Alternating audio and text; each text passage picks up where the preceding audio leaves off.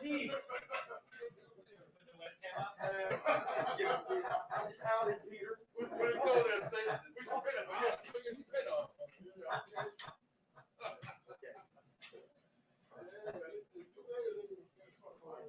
I mean, how much you need me to scoot up or back. I know how much challenge is bigger of the center. Yeah.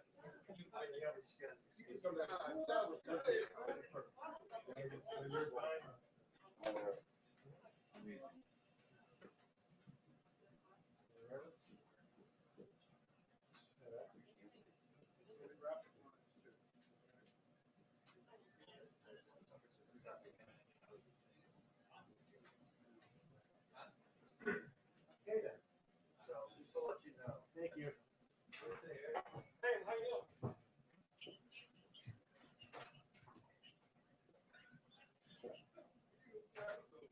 Hey, they all coming in now. Why am I passing this whole thing?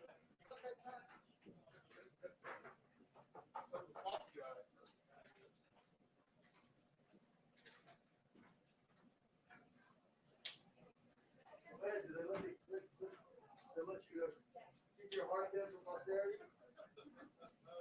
Pretty good. See new colors they got? No.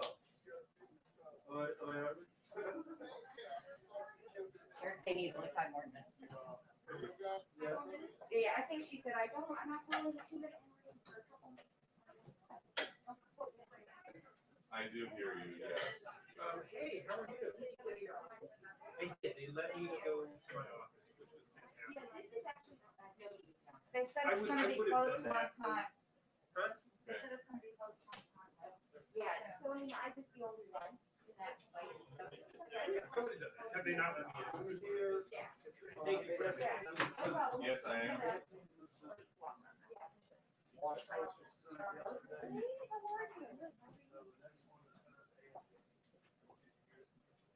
Sorry, I'm gonna. No problem.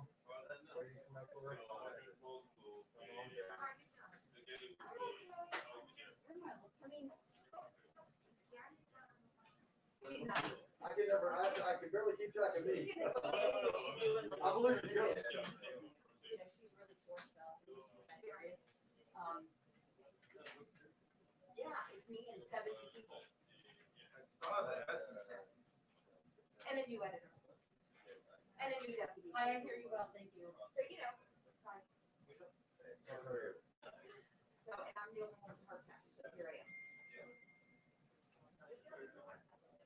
This week is really quite hard. This week. They said, you know, I was sorry.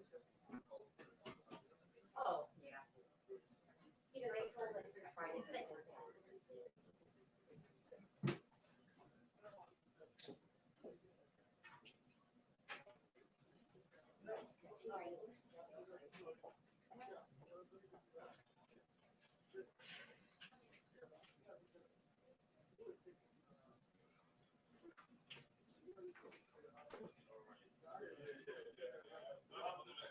No, make sure you look.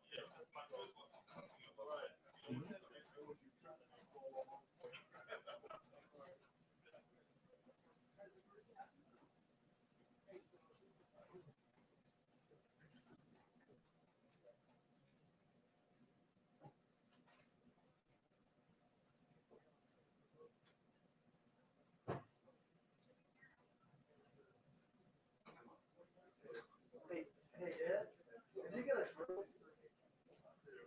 No, but, you have a full set screwdriver. You got one handy? Fix that seat for the lawyers. Yeah, take the class. 2-minute warning on the briefing, 2-minute warning on the briefing.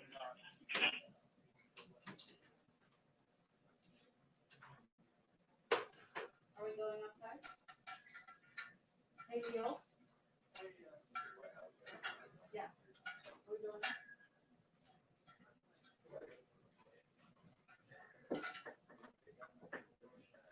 You don't see me?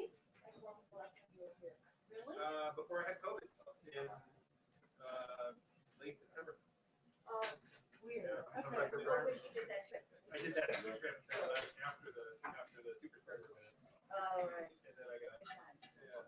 Which one? Hey, Pat, they don't see me. Which one? I know, right? Yeah. Don't worry about any of that. You don't need any of it. No. Yeah, just an automatic meal. We are within a 2-minute warning for the bedside because we got compliant. We're in the same time room with President Biden as he signed 10 more executive orders on to help him implement a 180 plan that he showed. I mean, that's how it works, right? I think so. And I'll defer to our colleague in the blue dress. Great, I'll take it. And we can distribute it. And the president-elect wants people to wear masks for 99 more days now. He claims that he can get 50 million people 2 doses of the COVID-19 vaccine within 100 days. And he didn't like when he was challenged about whether or not he's thinking big enough. So thanks for that. Oh, that would be great. When they're walking out. I didn't catch it. All right, perfect. Hey, Pat? And I had a chance to ask Dr. Andrew Fauci, who got this event before the president did, how long from now until America is vaccinating 1 million people per day, which is what they need to be on track with Biden's plan? He said he thinks we're starting to see that now. Which camera should I? Oh, there she is. Good afternoon. I don't mean to interrupt your live shot No. with Dr. Fauci.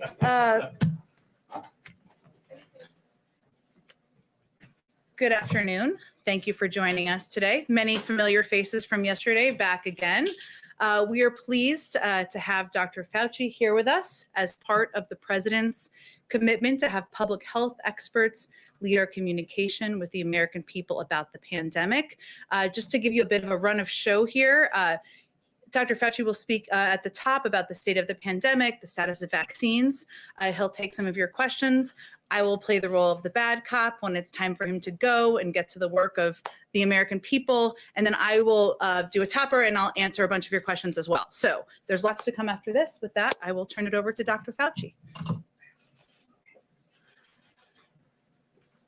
Thank you very much. And I'm going to just spend a couple of minutes just summarizing the status of where we are, and then maybe addressing some of the things that I know are on people's minds. So first of all, obviously, we are still in a very serious situation.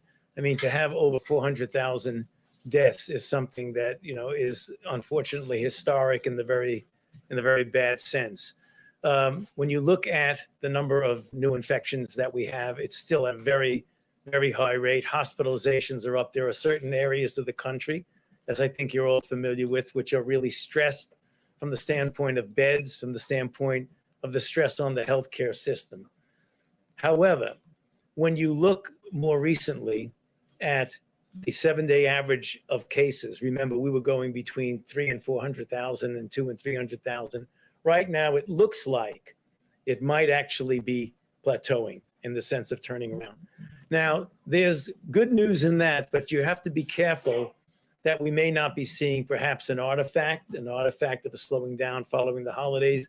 So when we see that, we think it's real. But one of the things, and it's interesting, I'm sort of getting a deja vu standing up here because I said something like this almost a little bit less than a year ago when we were talking about the acceleration of cases in the late winter, early spring of 2020, when we were having New York City metropolitan area being the epicenter of what was going on, that there are always lags. So please be aware of that when you have cases and then a couple of weeks later, you see it represented in hospitalizations, intensive care, and then a couple of weeks later in deaths. So you have almost a paradoxical curves where you see something plateauing and maybe coming down at the same time as hospitalizations and deaths might actually be going up.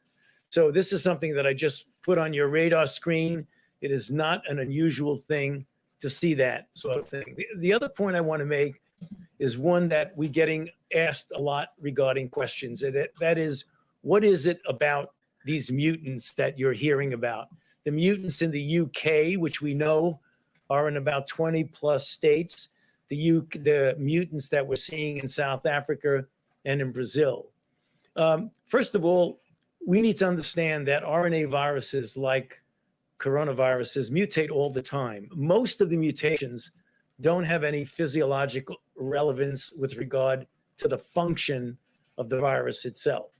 However, every once in a while, you get mutations, either singly or clustered in combinations, which do have an impact. So what have we learned thus far? And I want to emphasize thus far because we're paying very, very careful attention to this, and we take it very seriously. At least from the experience that our colleagues in the UK have had, the one that is in the UK appears to have a greater degree of transmissibility, about twice as much as what we call the wild type original virus. The one that is in South Africa is a bit different, and I'll get to that in a second. So it does look like it increases the transmissibility. They say correctly, on a one-to-one basis, it doesn't seem to make the virus more virulent or have a greater chance of making you seriously ill or killing you. However, we shouldn't be lulled into complacency about that, because if you have a virus that is more transmissible, you're going to get more cases. When you get more cases, you're going to get more hospitalizations. And when you get more hospitalizations, you ultimately going to get more deaths. So even though the virus on a one-to-one basis isn't more serious, the phenomenon of a more transmissible virus is something that you take seriously. The next thing is, does it change enough to interfere with the efficacy of a whole group of monoclonal antibodies that many of you are aware of? The monoclonal antibodies that are being used for treatment in some cases and prevention. Since monoclonal antibodies bind to a very specific part of the virus, when there's a mutation there, it has much greater a chance of obliterating the efficacy of a monoclonal antibody. And we're seeing in the much more concerning mutations that are in South Africa and in some respects Brazil, which is similar to South Africa, that it is having an effect on the monoclonal antibodies. The real question that people are quite clearly interested in is, what is the impact on the vaccine? And so far, literally, we have this new phenomenon that are preprint journals where people get data and they put it into a preprint server where it hasn't yet been peer reviewed. But you have to pay attention to it because it gives you good information quickly. Ultimately, it gets confirmed. And we're seeing them coming out over the last few days. And what they're saying is that what we likely will be seeing is a diminution, more South Africa than UK. UK is that diminution in what would be the efficacy of the vaccine-induced antibodies. Now, that does not mean that the vaccines will not be effective. And let me explain why. There's a thing called a cushion effect. So if you have a vaccine like the Moderna and the Pfizer vaccine that can suppress the virus at a dilution, let's say, of 1 to 1,000, and the mutant influences it by bringing it down to maybe 1 to 800 or something like that, you're still well above the line of not being effective. So there's that cushion that even though it's diminished somewhat, it still is effective. That's what we're seeing, both certainly with the UK, which is very minimal effect. We're following very carefully the one in South Africa, which is a little bit more concerning, but nonetheless not something that we don't think that we can handle. What is the message? Because someone could say, now, wait a minute, if you have the possibility that the vaccines are diminishing in their impact, why are we vaccinating people? No, it is all the more reason why we should be vaccinating as many people as you possibly can. Because as long as the virus is out there replicating, viruses don't mutate unless they replicate. And if you can suppress that by a very good vaccine campaign, then you could actually avoid this deleterious effect that you might get from the mutations. Bottom line, we're paying very close attention to it. There are alternative plans. If we ever have to modify the vaccine, that is not something that is a very onerous thing. We can do that given the platforms we have. But right now, from the reports we have, literally as of today, it appears that the vaccines will still be effective against them. With the caveat in mind, you want to pay close attention to it. So Jim, why don't I just stop there and then maybe just answer some questions on anything else that I said. So, yeah. How helpful would it have been if Amazon got involved with the federal response to COVID-19 before Biden took office? And do you know about any plans or discussions ahead of yesterday? No, I don't think I could answer that question. I'd be waving my hands about that. Sorry. But, one of the new things in this administration is if you don't know the answer, don't guess. Just say you don't know the answer. Yeah. Yes. Dr. Fauci, a couple of questions, if I might. I'd like to follow up with you on what you just said about this strain in South Africa. Has that strain made its way to the United States? And what, if any, concerns do you have? How much do we understand about it? Great question. Thus far, it does not appear at all that the South African strain is in the United States. However, we must be honest and say that the level of comprehensive sequence surveillance thus far is not at the level that we would have liked. So we're going to be looking very, very carefully for it. But given the information we have today, it doesn't appear that the South African strain is here. Okay, and if I could just ask you about the effort to distribute the vaccines, because of course, that's what most people want to know. When are they going to get a vaccine? Is the Biden administration starting from scratch with the vaccine distribution effort, or are you picking up where the Trump administration left off? No, I mean, we certainly are not starting from scratch because there is activity going on in the distribution. But if you look at the plan that the president has put forth about the things that he is going to do, namely get community vaccine centers up, get pharmacies more involved, where appropriate, get the Defense Production Act involved, not only perhaps with getting more vaccine, but even the things you need to get a good vaccine program. For example, needles and syringes that might be more useful in that. So it's taking what's gone on, but amplifying it in a big way. President Biden said that what was left was abysmal, essentially. I mean, is there anything actionable that you are taking from the previous administration?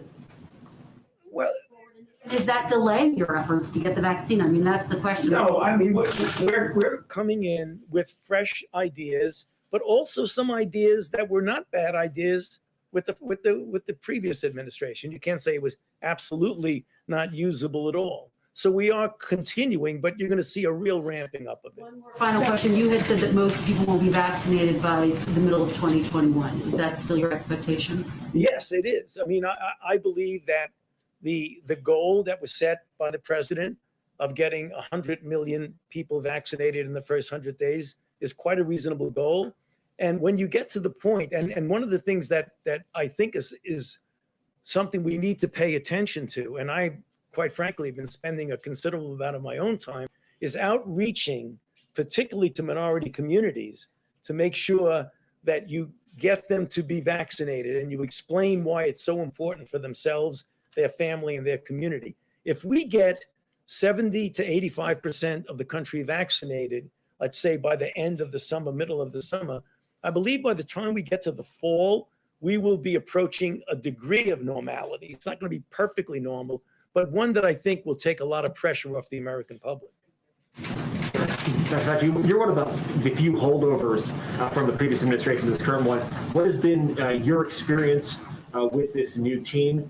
And in your view, what would have been different in terms of the trajectory of this outbreak from the start had a team like this been in place at the beginning?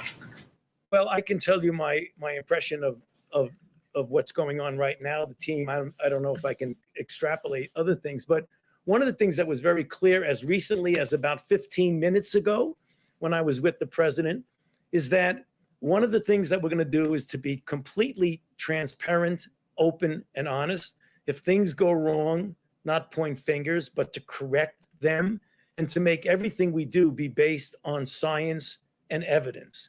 I mean, that was literally a conversation I had 15 minutes ago with the president. And he has said that multiple times. That you, looking back on your comments over the last 10 or 12 months, would like to now, with that sort of license, to amend or clarify? No, I mean, I always said everything on the base. That's why I got in trouble sometimes. Right. Yeah. You mentioned pharmacies. The new CDC director said today that the goal of getting vaccinations into pharmacies by the end of next month isn't realistic, as had been previously suggested. When will most Americans be able to get a vaccination in their neighborhood pharmacy? Well, I didn't hear that comment. Are you talking about Dr. Walensky's comment? I didn't hear that comment, so I don't really want to comment on the comment. But what she may be saying is that for many people in this country who don't have access to a pharmacy, they may not be able to utilize getting things in the pharmacy. I'm not sure. I want to be careful because I'm not sure that's what she said. We just had a conversation about how we're going to get vaccines to people who are in pharmacy desert areas where they don't have easy access to a pharmacy. And that's something we're working on and taking very seriously. Just to be clear, if you are in an area where you do have access to a CVS or a Walgreens, when will you be able to get access to this vaccine like you would a flu vaccine? In the spirit of nothing, I'm not quite sure when that will be, but we can get back to you on that. And just on the broader timeline, you mentioned the fall. We just heard the president say, the brutal truth is that it is going to be several more months. Just to be clear, you're saying by the fall, the majority of Americans you think will be vaccinated? No, I didn't say that. I said if we get the majority of Americans, 70 to 85% vaccinated by then, we could have a degree of herd immunity that would get us back to normal. The concern I have, and something we're working on, is getting people who have vaccine hesitancy who don't want to get vaccinated, because many people are skeptical about that. So we really need to do a lot of good outreach for that. I don't know what the best case scenario for me is that we'd get 85% of the people vaccinated by the end of the summer. If we do, then by the time we get to the fall, I think we can approach a degree of normality. On the mutations that you were talking about, a question about how exactly they increase transmissibility. Does it take less exposure time to get it? No, what it is that you can do in vitro in a test tube setting, binding an affinity to the receptors, which you have in your nose, in your lung, in your GI tract. The receptor for the virus is called an ACE2 receptor, and the facility or affinity with which a virus binds to that means that it very likely will have a better efficiency of infection and replicate more in the nasopharynx. So that's how you make that determination in the test tube. Then you look epidemiologically and you see a spike going up in the sense of number of cases, and they sort of match each other. A virus that has the ability to easily bind to and replicate with your receptors is one that likely will spread easier. Mean that you'd have more viral load? You could, yes. In fact, it would mean, because if it binds more easily, it could replicate in the nasopharynx more easily, and it is likely that you would have a higher viral load. Make masks less effective in that case? No, it makes it the reason why you absolutely should be wearing a mask. It doesn't necessarily make it less effective. If you properly wear a mask, then you'll be okay. The UK strain, do you have any data on how widespread that strain is in the United States? Well, I think it's in at least 20 states that people have mentioned exactly. The real question that's going to be asked, is it going to become the dominant strain, or will the strains we already have prevent it from flourishing and being the more dominant strain? But it is here for sure. Yeah.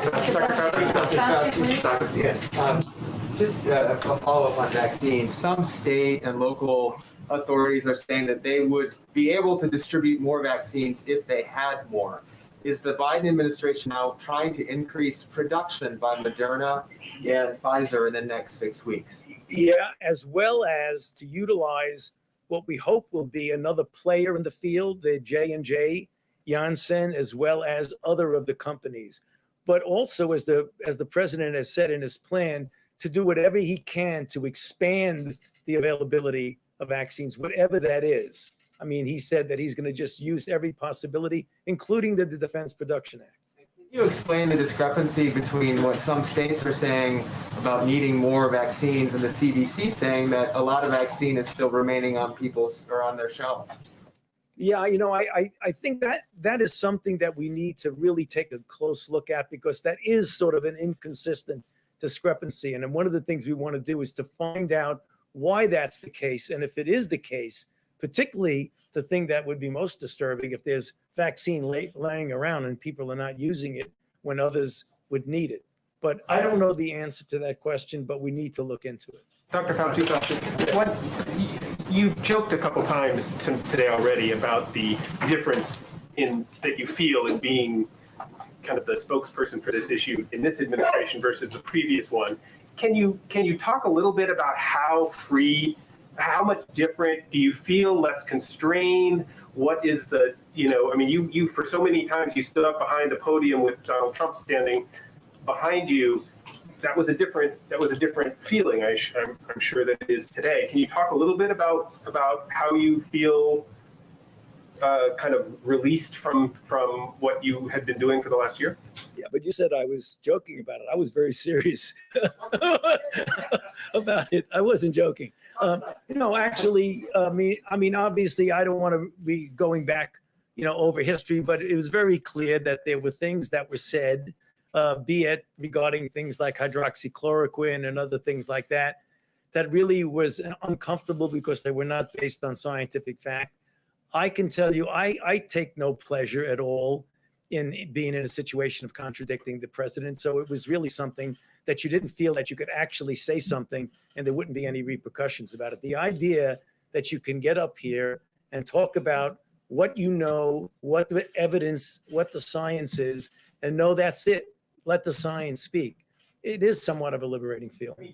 Basically vanished for a few months there for a while. You feel like you're back now? I think so. Well, okay. that's Mike Shear. You don't want to take questions from him. Thank you, Dr. Fauci, so much for joining us. We really appreciate it, and we'll have him back again. So Thank you. Well, thank you, everyone. As I promised, we'll have a full briefing from here. So as you know, just a few moments ago, the president also released a national COVID-19 strategy and signed 10 executive orders and other directives to move quickly to contain the crisis. Underpinning everything the president signed today and everything we do every day will be equity. Some highlights of those actions include an executive order to fill supply shortfalls for vaccinations, testing, and PPE. The president directed agencies to exercise all appropriate authorities, including the Defense Production Act, to accelerate manufacturing and delivering of supplies such as N95, masks, gowns, gloves, PCR swabs, test reagents, and necessary equipment and material for the vaccine. The president also signed a presidential memorandum to increase federal reimbursement to states and tribes for the cost of National Guard personnel, emergency supplies, and the personnel and equipment needed to create vaccination centers. An executive order that established a COVID-19 pandemic testing board to bring the full force of the federal government's expertise to expanding testing supply and increasing access to testing. An executive order to bolster access to COVID-19 treatments and clinical care, establishing a comprehensive and coordinated preclinical drug discovery and development program to allow therapeutics to be evaluated and developed in response to pandemic threats.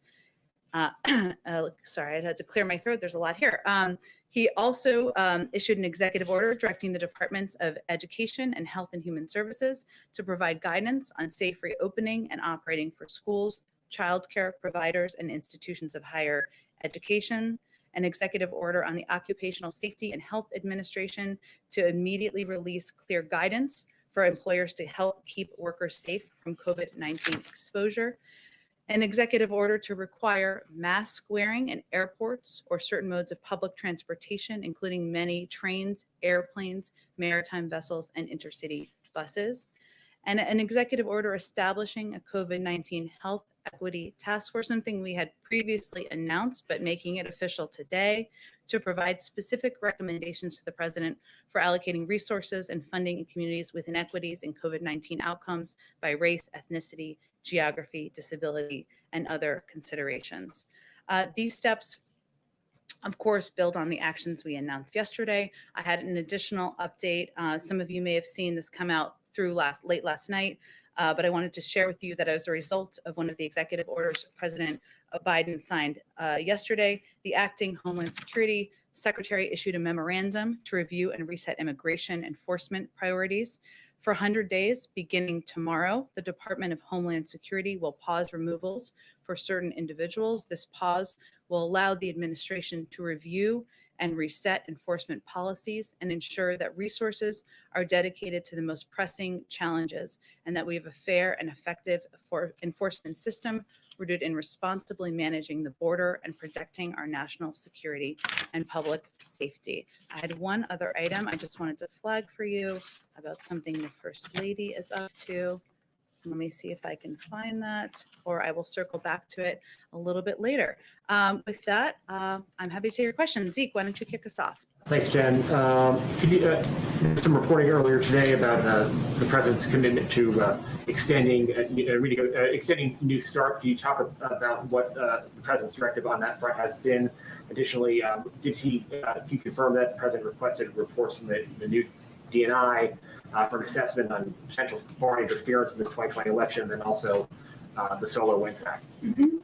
I can confirm that the United States intends to seek a 5-year extension of New START as the treaty permits.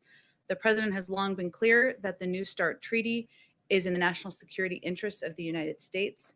And this extension makes even more sense when the relationship with Russia is adversarial, as it is at this time. New START is the only remaining treaty constraining Russian nuclear forces and is an anchor of strategic stability between our two countries. And to the other part of your question, even as we work with Russia to advance U.S. interests, so too we work to hold Russia to account for its reckless and adversarial actions. And to this end, the president is also issuing a tasking to the intelligence community for its full assessment of the SolarWinds cyber breach, Russian interference in the 2020 election, its use of chemical weapons against opposition leader Alexei Navalny, and the alleged bounties on U.S. soldiers in Afghanistan.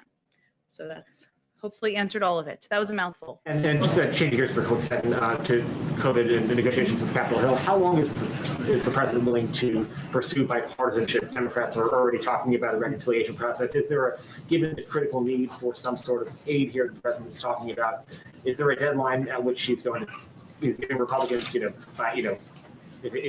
it February 1st? Is it President's weekend by which he'll say no reduced by reconciliation instead?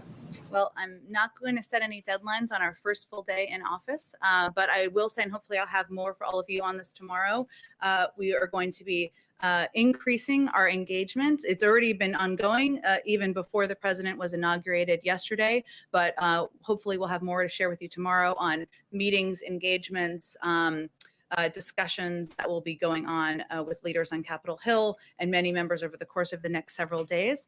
As I conveyed to all of you yesterday, his preference and priority is a bipartisan package and working with members of both parties to come to agreement on that, because he believes that the crises facing the American people, as we saw the jobs numbers this morning, the unemployment insurance claims, I should say, we put out a statement by our NEC director in case you didn't see that. As we've seen and the reports from Dr. Fauci just a few minutes ago, this crisis is dire and it requires immediate action. And we hope and expect members of both parties to work together to do that. We're also not going to take options off the table.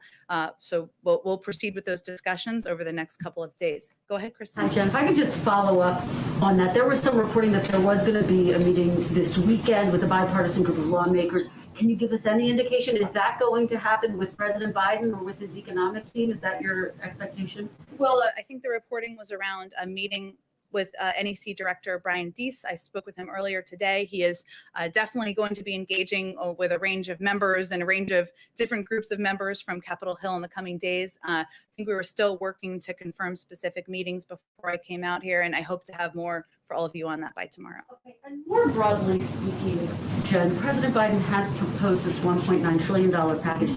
You already have some Republicans who say, we just passed a stimulus plan. They're not going to get on board with this. Mitt Romney among them, who says we just passed a program with over $900 billion. And some people say the price tag is just way too big. So how does President Biden expect to get this passed with bipartisan support? And how does that fit into his broader message of bipartisanship, proposing something like this that's that big? Well, I think it fits perfectly into his message of bipartisanship. He wants to work with Democrats and Republicans to address the crises that the American people are facing, whether they live in red states or blue states or Democrats or Republicans. The package was designed based on recommendations from health experts, from economists. It's been applauded by everyone from Senator Bernie Sanders to the Chamber of Commerce. And there are specific pieces in there that are meant to serve as a bridge for the American people, including a large percentage of it that's for unemployment insurance, funding for vaccine distribution, something that is pivotal, as we've already been discussing here today, for reopening of schools. So part of the discussion we'll be having with members is what do you want to cut? And this is a plan that he feels addresses the crisis at the moment. Quick follow-up on that. The work of the Senate is being held up by this dispute over the filibuster. Where does President Biden come down on that? Does he think that there should not be a filibuster so that the Senate would move forward with its work? Well, the president-elect spoke just yesterday, as you all saw, about the spirit of working together and bipartisanship to confront the 4 crises facing us. You've already seen him work with Republicans and Democrats and work toward a bipartisan approach to passing packages that will address the crises we're facing. And that certainly is his priority and his preference. So that's what he'll continue to work on day 2 of the administration. Go ahead, Mike Scheer. Okay, see, you can call it. I just gave you a hard time. Go ahead. That's fine. So I want to push you a little bit more on that question. If there's this call for unity that the president made in his speech yesterday, but there has so far been almost no fig leaf even to the Republican Party. You don't have a Republican cabinet member like President Obama and I think President Clinton had. The executive orders that he's come out the gate have been largely designed at erasing as much of the Trump legacy as you can with executive orders, much of which the Republican Party likes and agrees with. You've put forth an immigration bill that has a path to citizenship but doesn't do much of a nod towards the border security. And you've got a $1.9 trillion COVID relief bill that has, as folks have said, already drawn all sorts of criticism. Where is the actual action behind this idea of bipartisanship? And when are we going to see one of those, sort of substantial outreaches that says this is something that, the Republicans want to do too? Well, I guess what I would send back to you, there was a lot in there. So let me do my best here. But Mike, is unemployment insurance only an issue that Democrats in the country want? Do only Democrats want their kids to go back to schools? Do only Democrats want vaccines to be distributed across the country? We feel that package, he feels that package is designed for bipartisan support. I will also say that we've also had some positive developments on our confirmations and our nominees. Last night, as you all saw, the president's nominee, now confirmed leader, first female leader of the intelligence community, was confirmed with a vote of 84 to 10. You can check me on that, but an overwhelming vote. We've seen progress today on the nomination and hopeful confirmation of Lloyd Austin. So there is movement supported by both sides of the aisle and members of both parties. I think if you talk to Democrat or Republicans on the Hill, which I know many of you do, they will say they're not looking for something symbolic. They're looking for engagement. They're looking to have a conversation. They're looking to have a dialogue. And that's exactly what he's going to do. Go ahead, Mary. On that, has the president reached out to congressional leaders to sit down and discuss this relief package? Will he be? How much personal involvement is he going to have in this process? I expect he will be rolling up his sleeves and will be quite involved in this process, Mary. And he was. Yesterday was quite a busy day for him, as you all know. His schedule was minute by minute, and his family was here. But he was involved even before yesterday, having conversations with members of both parties, picking up the phone and having those conversations. He saw, of course, members of both parties. He invited leaders from both parties to join him at church. Obviously, that wasn't really a discussion about specifics of the bill, but he did have an opportunity to talk about his agenda and working together on his agenda moving forward. But I think you will see him quite involved in the days ahead, but you will also see the vice president quite involved. You will also see policy leaders like Brian Deese and others in the administration quite involved and having conversations with both Democrats and Republicans. No plans right now to sit down with them. Well, I think we will have more to share with you soon in terms of engagement of many of our senior officials with members of both parties. And on the Defense Production Act, just to be clear, has the administration actually invoked the Defense Production Act? And if so, can you spell out what changes we may see because of this? Which companies are being asked to make what? Well, let me give you a very specific example that helped really make it clear for me. One area is to acquire more low dead volume syringes. And what that does is these specialized syringes allow pharmacists and vaccinators to extract an extra dose of the Pfizer vial, so making more doses available, of course. It also prioritizes the Defense Production Act raw materials that are used to produce the vaccine, so reducing bottlenecks. And it enables manufacturers, us to empower and invoke, I guess, an action from manufacturers to make sure we have the materials we need to get the vaccines out the door and in the arms of Americans. In terms of, obviously, he signed it this afternoon. I'll have to just circle back with you on what it means, if it's officially invoked in this moment or if it takes some time, and we can circle back with you after the briefing. Go ahead. On stimulus, is the White House drafting a legislative bill? You mean in terms of the what he announced last Thursday? Well, he announced what his specific ideas will be and what his vision is. But right now we're having discussions with members of both parties, as we have for the last week, about what that will look like. Okay, so no bill draft coming out of the White House is what I'm saying. Well, I'm happy to talk to our legislative team about that. I think what was important to the president was to outline what his vision would be. This is how the process should actually work, right? The president outlines, here's my vision, here's what I think should be in a package. Let's have discussions, let's have engagements with both parties, and let's see what comes out of the sausage making at the other side. Go ahead, Anita. I'll come back to you. I'm sorry, I keep missing. Just following up on what Kristen asked, I don't think I heard an answer about whether the president supports keeping the filibuster, or where he sits on that. Has he talked to Senator Schumer about that? I mean, he served there a long time. What are his thoughts on that? I think what I was conveying to Kristen is that the president has been clear. He wants to work with members of both parties and find bipartisan paths forward. And I don't have any more conversations to read out for you at this point in time. Specifically answer that, unless I'm not understanding your answer. I don't think I have more to add to my answer.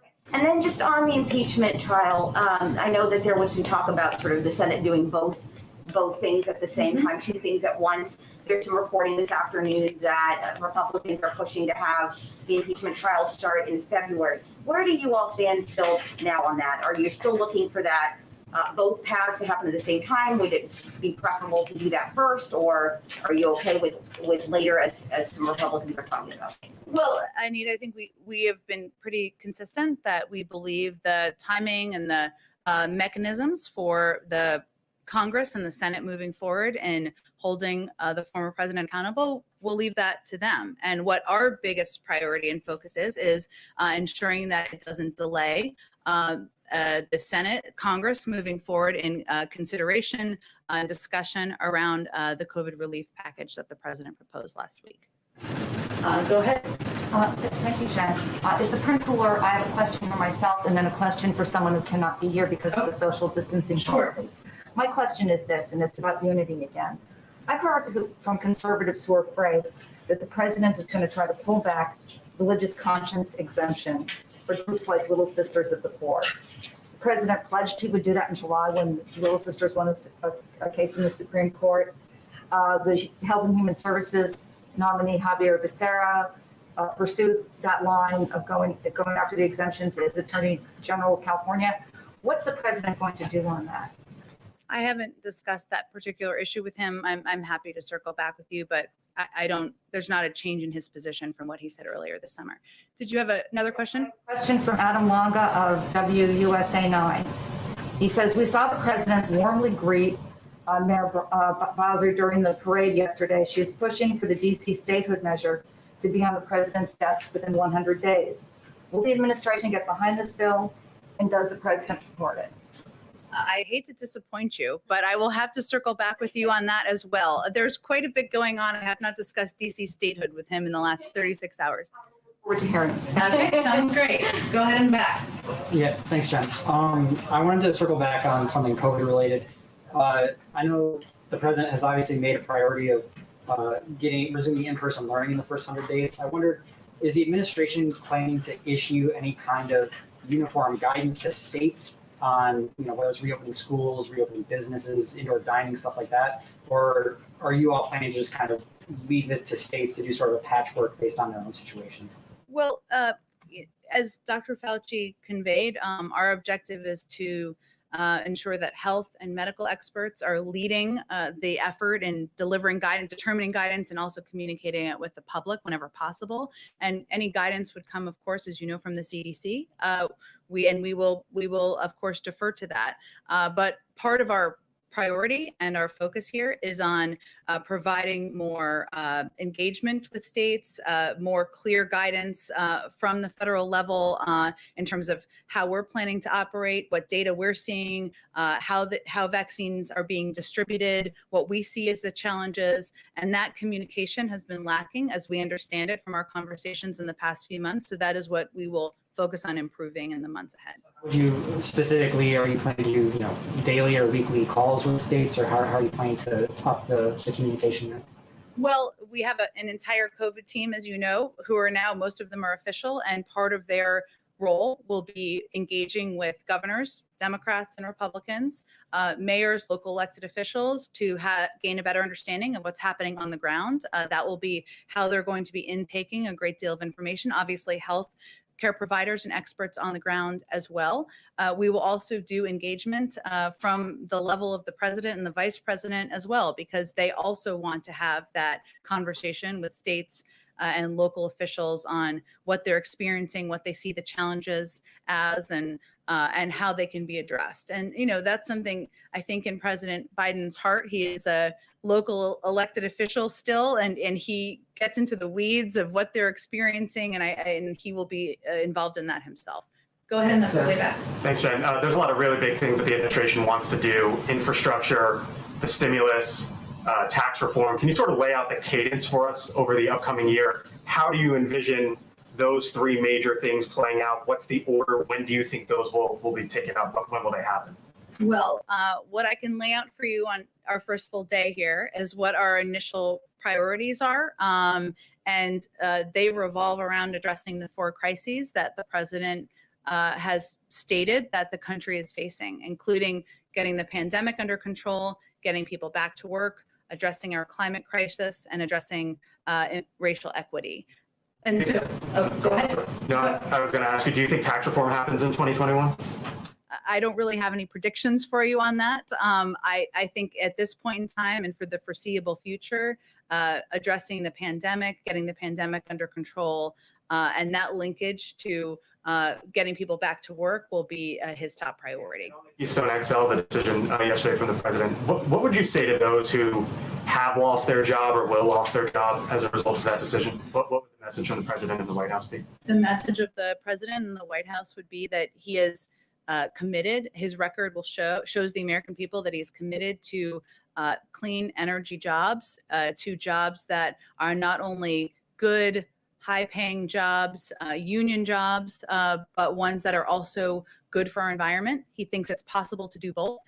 He led an effort when he was the vice president to put millions of people to work with both of those priorities in mind, and he will continue to do that as president. But he had opposed the Keystone Pipeline back in 2013 when it was when there was a consideration of the permit, or sorry, I don't think it was 2013. I think it was a little bit after that. And he's been consistent in his view, and he was delivering on a promise he made to the American public during the campaign. Go ahead all the way in the back. Thank you. I wanted to ask you about India-US relationship. What is President Biden's vision of an India-US relationship, the relationship between the world's oldest and the world's largest democracies? Well, first, I would say that President Biden, who of course has visited India many times, respects and values the long bipartisan, successful relationship between leaders in India and the United States. He looks forward to a continuation of that.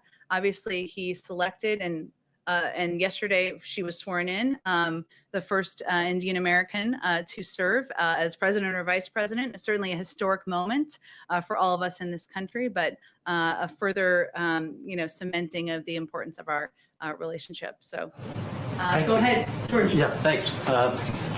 2 questions, if I could. One, on the Hatch Act, will this administration take that seriously, and do you think it's ever appropriate for this White House to have a political event or a political meeting?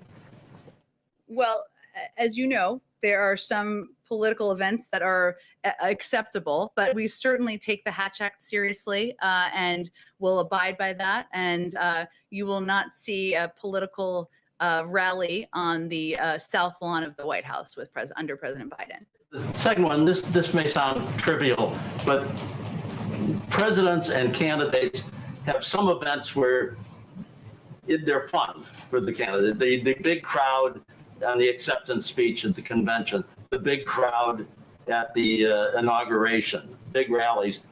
Because of COVID, this president has been denied all those. Has he ever been at all wistful about sort of missing the fun parts of being a candidate and the inauguration?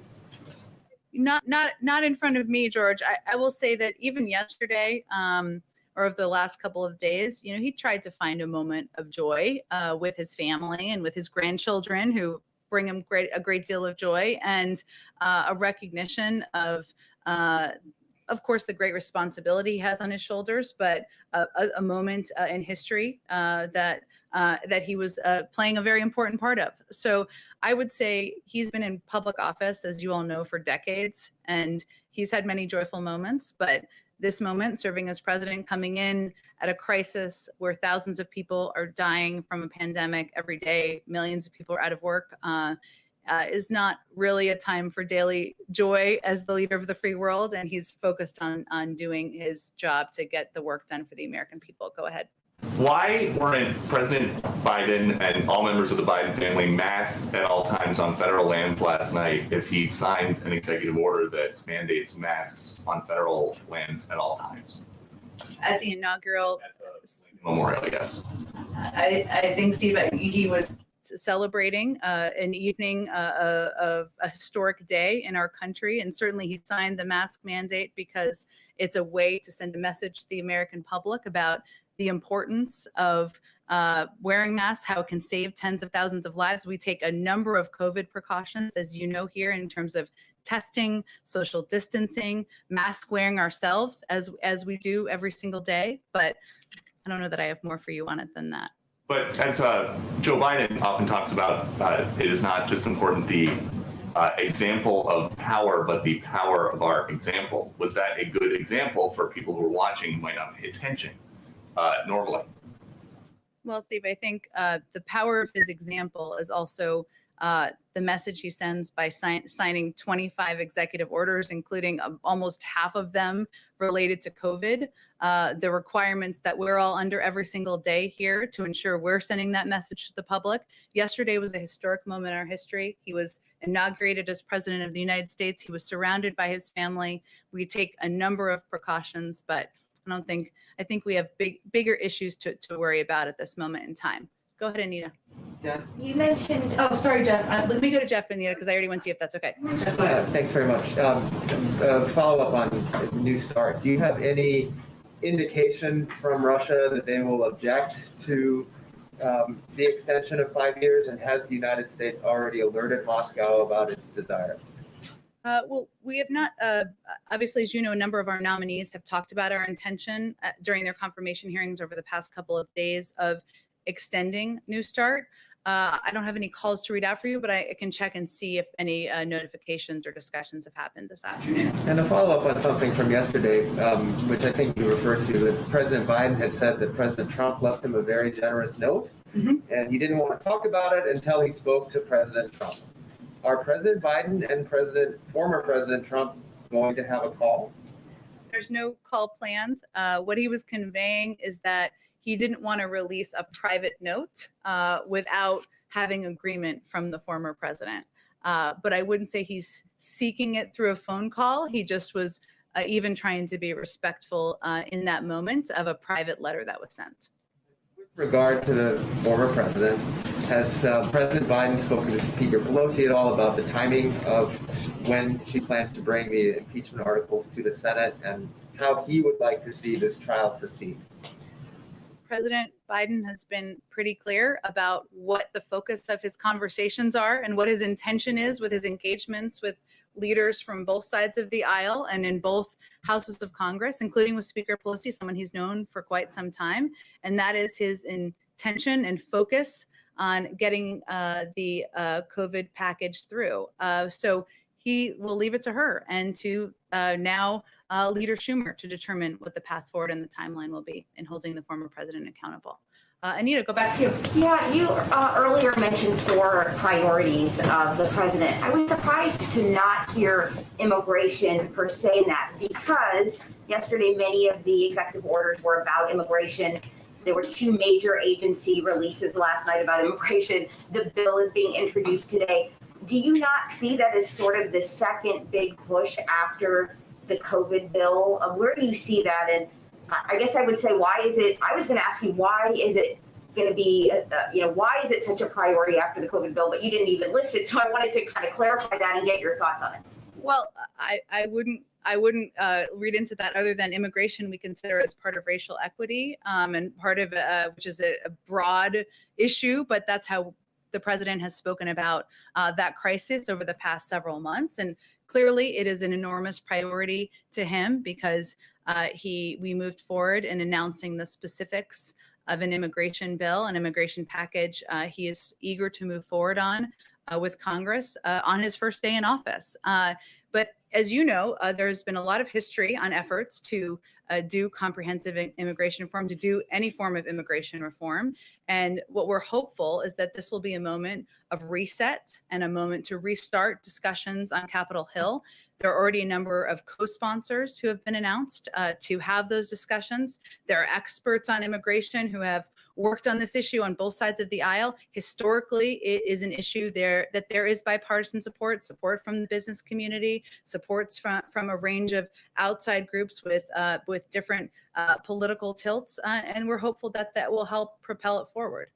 Menendez said today on a call, he called it a Herculean, effort to get this through. As you know, it hasn't gone through, as you just mentioned before. I mean, there are Republicans grumbling today that there's not more in that bill that they want to see. So is that bill, what do you think the prospect of that bill getting through is? Well, I don't know that I can predict that the first day. I mean, it's only been out for 24 hours. But what was important to the president in the outline of this bill is that it is addressing a couple of areas that he doesn't feel have been effectively done in the past. The last 4 years, the immigration policy has been based around funding for a wall. That has not worked, even to keep the country safer, even to keep bad actors out. And so his approach is multi-pronged. It is to do smart security that will help address and use technology to address key border crossings, address ports of entry more effectively and efficiently, and putting that oversight in the hands of the Department of Homeland Security. It will also help address root causes of migration, and that hasn't been in past bills, as you probably well know, Anita. It was not in the bill in 2013, but it's something that he has been an advocate for in his time in public office. And it also has a pathway to citizenship for the 11 million undocumented immigrants who are living in the country. There are components of here in the bill that address a lot of the issues that have not been addressed in the past, and certainly the components of it that are talk about smart security are the kind of border security that we think is essential and more effective than what we've seen over the past couple of years. Go ahead. Oh. Can I go to Zeke first and then to you, Kristen? Go ahead. I just want to follow up on a question I asked the President an hour or so ago about the 100 million vaccines in the first 100 days target. That's roughly a per diem basis of where the vaccinations are right now. Can you just elaborate a little bit why the President isn't setting the bar a little bit higher? It may be required another nudge. Just to explain to the American people when they see these statistics of, one tracker had 1.6 million yesterday. So why is the President shooting just a little bit higher given the magnitude of the crisis here? Well, none of us are mathematicians, myself included. So I asked our team to do a little math on this. So the Trump administration was given 36 million doses when they were in office for 38 days.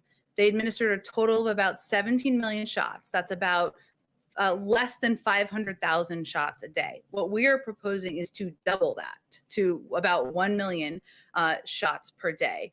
And we have outlined this goal and objective in coordination and consultation with our health and medical experts. So it is ambitious. It's something that we feel is bold and was called that certainly at the time. And we're working overtime to help to achieve it, try to achieve it. But is the president trying to, obviously would try to exceed that if possible. Is it possible we may see in a couple of weeks or month that the president would up that goal? Well, there are a lot of factors that go into determining how many shots can get into the arms of Americans. We feel confident we can achieve this goal. Obviously, there are other vaccines that are being considered at this point in time by the FDA. There is funding that will be needed for distribution. There are a number of steps that will help expedite at some point in time. But right now, our focus is on what many health and medical experts have consistently called a bold goal. I will note also that some of the reporting this morning, which Kristen asked about earlier, was that the Trump administration left us with no plan. It's hard for them to both be exactly true at the same time. And our team has been putting together a plan, our own plan, as Dr. Fauci talked about, for some time to achieve this goal. But he also mentioned that there are a number of challenges. It's not just about lining people up, as you all know, but for people watching, in a football stadium and giving them shots. We have to overcome vaccine hesitancy. We have to get to health communities where they don't have access to health centers. That was outlined. A number of steps to address that were outlined in the president's plan today. This is a bold goal. We're going to work every day to achieve it, and we'll build from there. There's a lot more of the administration to go from there, and more work on COVID to be done. Go ahead, Kristen. Jen, President Biden is reversing a number of former President Trump's policies, and we're seeing some of former President Trump's staffers be placed on leave or be reassigned. Is there an attempt to purge Trump officials? Well, there's a new administration, so obviously there are a number of new officials in place. I know there was some reporting, for example, and I don't know if this is who you're referencing, so you tell me if not, of the head of the NLRB. That's an individual who was not carrying out the, anyone would tell you, not just from our administration, the objectives of the NLRB. And so they're no longer in their position, and we'll make those decisions as needed. Effort writ large, but you're reassessing individuals. Well, Kristen, as you know, when a new administration comes in, there's a massive changeover in political appointees and nominees and people who will serve in a variety of roles. There are some people, Christopher Wray as an example, I'll just bring him back up, who will continue to serve in his role. But we have great value for career officials, for the officials who have been the heart and soul of agencies across government since long before the Trump administration, but who have served through the Trump administration as well. Did the transition officials know before yesterday that Amazon wanted to get involved in such a meaningful way? We saw, not that I'm aware of. I'm happy to check. I mean, when the reporting came out, I asked the question, and I think internally, and what was conveyed to me, and I don't think we discussed this yesterday, was that we've had a lot of outreach, some privately, some publicly, from a range of businesses and private sector entities, and we certainly welcome that, and we'll be considering all of those offers and what makes the most sense in our plans and proposals. Because there are some Trump officials saying they were never offered help from Amazon, and so they're essentially saying they think this was a political call for Amazon to wait while lives were hanging in the balance, but you're saying that is not the case. I'm not aware of the timeline of when Amazon reached out. That sounds like a question for Amazon to me. Jen, what did you think about all the pardons that Trump handed out on his way out the door? And do you know if the DOJ or anyone is reviewing any of those? Well, as you know, we nominated an attorney general just a couple of weeks ago, Merrick Garland. We're eager to get him confirmed in the coming weeks, hopefully soon. Our view on the pardons, Jennifer, is that it's not a model for how a Biden Justice Department would work. It's not a model, I should say, for how President Biden would use his own power. He would use his own power far more judiciously. But we are looking forward. And most important for us and for him is that the Justice Department, as we look ahead, is independent, makes decisions of their own accord, including the review of any investigations or judicial steps that have been taken. Thank you. Okay, I think we're about to conclude it here, but because it's my second day, let's take two more questions. Go ahead in the back. Yes. Is the president going to listen to the pardon attorney? President Bush told President Obama that he should use the pardon power early on. But we know that the pardon power has been in disrepute in the last week because of President Trump's pardons. Is President Biden going to try to use the power quickly? Or, I mean, you said judiciously.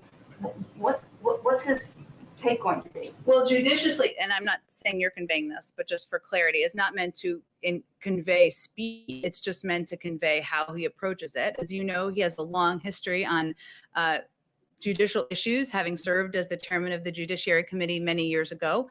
But on day two, I don't have any prediction for you in terms of how he would use a pardon attorneys or the role, but he has great respect for and value for independence, as you know, and for the role of the judiciary and the independence of that role. Okay, last actual question. Sorry, I appreciate it. And I'm going to bounce off Jeff here of conversations that may or may not have happened.